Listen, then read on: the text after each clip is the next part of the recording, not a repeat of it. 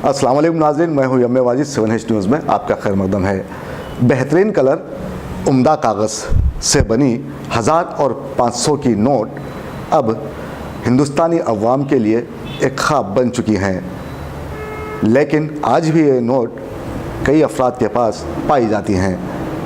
इन नोटों का ये लोग करते क्या हैं, ये जानने के लिए देखिए हमारे नुमाइंदे जासिम जाबरी की ये रिपोर्ट। ये बात तो सारा हिंदुस्तान जानता है कि यहाँ बरसों से एक ही सियासी पिक्चर चल रही है।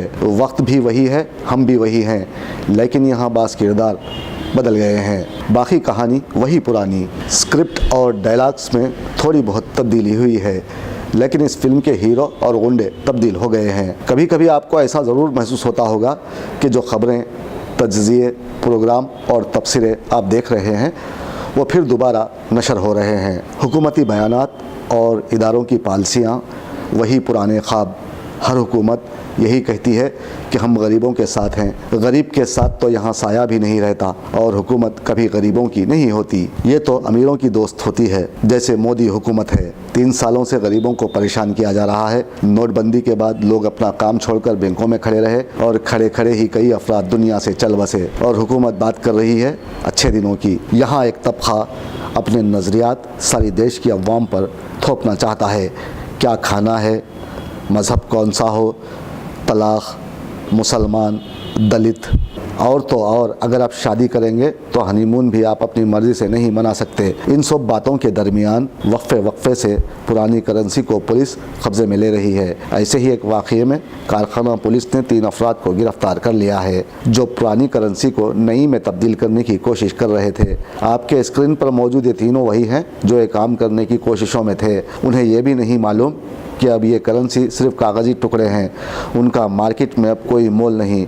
फिर भी ये दीवाने अपनी बेरोज़गारी से तंग आकर उसे तब्दील करने की कोशिश में थे, और चढ़ गए पुलिस के हत्थे, जिनके कब्ज़े से गैर कारकर्द 1 करोड़ रुपयों को पुलिस ने जब्त कर लिया है। ये मंज़र देखने वाले और इन नोटों पर नज़रें दौड़ाने वालों की आँखें इशारों में बरहमी के आलम में यही कह रही हैं कि इन नोटों को मोदी के पास भेज दिया जाए, ताकि अवाम दुश्मन पॉलिसियाँ इख्तियार करने से कबल वो इस पर सोचें ज़रूर। డిమానిటైజ్డ్ కరెన్సీ ఎక్స్చేంజ్ అవుతుందని, అది కూడా SBI కార్ఖానాలో ఎక్స్చేంజ్ అవుతుందన్న ఇన్ఫర్మేషన్ మీద మనము వెళ్ళి 2 వీలర్తో సహా ఒక ముగ్గురిని మనము పట్టుకోవడం జరిగింది. వాళ్ళ పేర్లు కల్లం రాజేష్, తర్వాత పాలమాకుల అనంత్ రెడ్డి, తర్వాత ఆశగిరి నాగరాజు.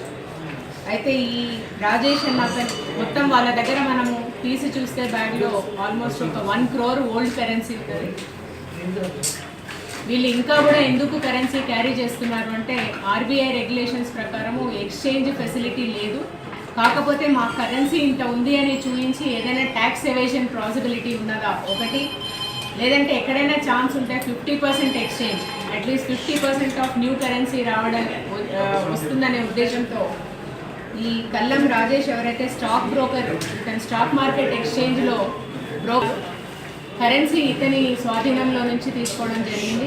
ఇతనికి ఈ నాగరాజు అన్న అతను మీకెందుకు, నేను ఎవరినో ఒకరిని కాంటాక్ట్ ఇప్పిస్తాను అని చెప్పి తీసుకురావడం జరిగింది.